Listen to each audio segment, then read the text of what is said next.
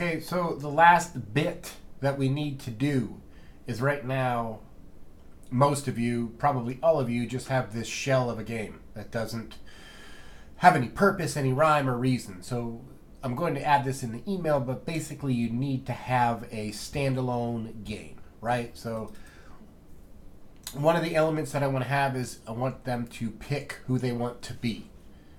I'll get into the other aspects later, but first and foremost, we've done this in exercises. Now I want to pull it all together and put this into the game. So I have this little squirrel here. I have a raccoon. You've built the entire game around this raccoon. You can choose any character that you'd like. It doesn't have to be a squirrel, but you already have the raccoon. You have some sort of theme. Go with it. I don't care. But basically, we need to fill this. We need to record user input. We do that by using variables. So I'm going to create a new variable. I'm going to call it slide. No, I'll just call it animal. Animal. And it's going to be text with no value, right? So we know that we want to put that on the screen. So Control T, and then I'm going to go up to Insert Reference Animal. And there you go. And what I want to happen is when you start to go into these elements, really think about the user, right? So I'm just going to show you just a real quick update on how to do this variable. But what you need to do is if I click on this squirrel, I want this variable to update and say squirrel. But if I change my mind, I want you to be able to give the user the opportunity to do that. Maybe with a prompt that says, are you sure? It's up to you. But basically, if they pick the squirrel and change their mind, they should be able to go back and pick the raccoon. Consider it a usability test on your part as to what the user might want to see or want to do. But all we do now is add the trigger that says adjust variable, right? And then the variable in question here is going to be animal. And I'm going to assign it the value of squirrel. How do you spell squirrel? Something like that. I copy that. When the user clicks and then picture one, but of course it should say squirrel, right? So now it's updated. When I click on this, that is going to switch over and say squirrel. I also want to set this to say raccoon, so I'm just going to copy and paste that, get in here and say adjust variable animal, which I want to do, to the value of raccoon when the user clicks raccoon. Okay? So now let me test this quick.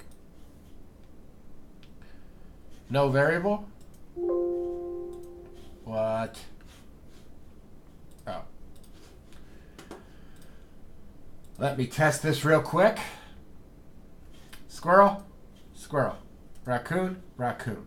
And here again is what I'm saying is if I click on squirrel, you need to have some sort of verification that comes up. Like, are you sure you want squirrel? If yes, then the yes button goes to the next slide. If no, then close the layer of some sort and allow me to click onto the raccoon.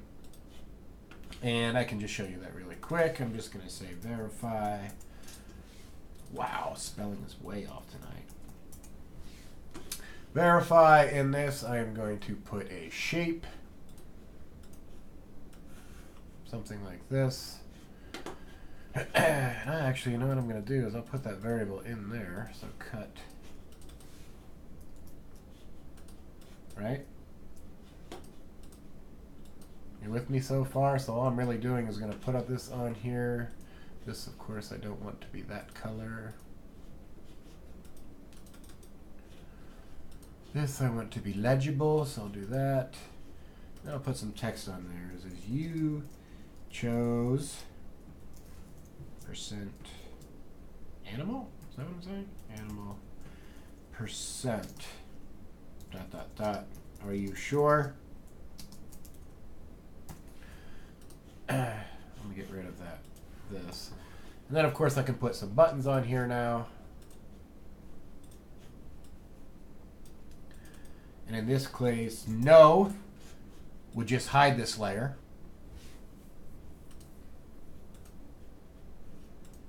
Okay. But then yes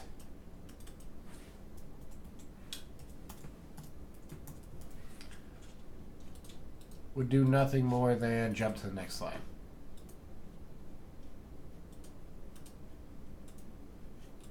Cool?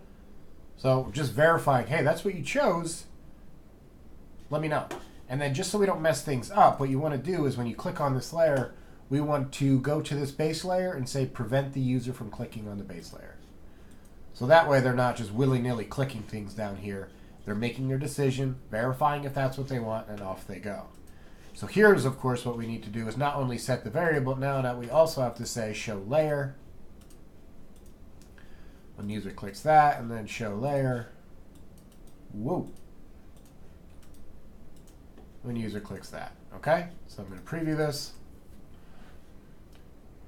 I'm going to pick the squirrel. You chose squirrel. Are you sure? I'm going to say no. So then I go raccoon. You chose raccoon. Then I'm going to say yes. Jump to next slide. Okay? So that's something you have to do. But I also, again, I want you to add a purpose to this. This is a game. We made an instructional game, whatever content you chose. So you have to put a slide on there that talks about the directions. When you come to this slide, we have to let them know they need to drag this character, right? So these are the things that we got to figure out. Not we, but you.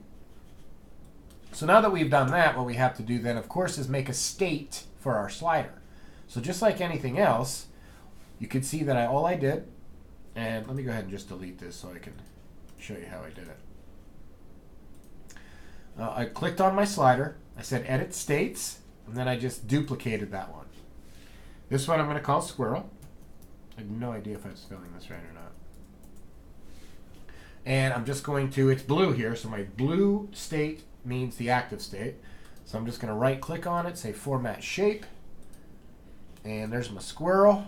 Hey, buddy. And there you go. You see he's automatically in there and good to go. Don't know. I wonder if I can change his size.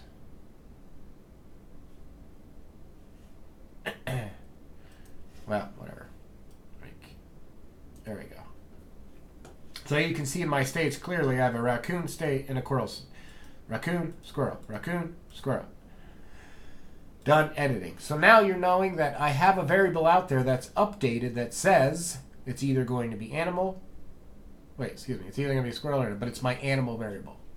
So just like we did in the other assignments, we're going to say change the state of, and then I think I called my slider raccoon, to state squirrel when the user, when the timeline starts. I'm going to pick this slide, but here's where I put my conditions. And I'm going to say if, wait, what did I say? Change to squirrel. Okay, so if my animal variable is equal to squirrel. Right? And then I just duplicate that and say change state of raccoon to raccoon. Well, I guess it would be normal. When a timeline starts, this timeline, if animal is equal to raccoon. Right? So that should not be, that should definitely not have surprised you in any way, shape, or form. Right? So we updated the variable animal, and now we're calling to it by saying, if it's this, do that. If it's that, do this. Right? So let's check it out. Preview this scene.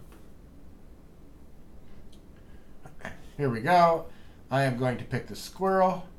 Yes, I want the squirrel, so I jump to the next slide. There you can see my slider has a squirrel, and everything works just as if it was the raccoon. Okay? So you're going to want to do that also, of course, to your drags, right? So you're going to want to take this raccoon and say the same thing. So now you're going to have a normal state and an intersect state, but you're also going to have a squirrel state and a squirrel intersect state. So these are the things you're doing. Use that variable, the animal variable that you use here to update everything, use it throughout. So if they pick squirrel on this very first slide, they should be sliding a squirrel on the slider and dragging a squirrel in the drag and drop. Okay? It's not that much more work. It's literally just adding a state and a couple more triggers, and of course calling to that variable. Also, what I'd like you to do is here, you see I have results. I would like a results slide. So if you only have 2 levels, that's absolutely fine. That was the only requirement, is to have 2 levels. You remember in the badge area. But the idea is if they finish level 2 and come back to this area, they should have some sort of prompt that says they've completed the game, they're done, and in doing so, it takes them to a results slide. This results slide, of course, is going to have nothing on it except for their score here and whatever variables that you might have decided to use. But they should have some sort of, hey, you scored this. Thank you for showing up. But I mean, just dress it up so it matches your theme. But basically, I want a results slide which portrays their score. Okay? Going to be more detailed in the email, but basically I wanted to show you how to change the state of the slider so that way there's more of a game feel to this. And then I want a results slide. And then you're done. Thank you very much.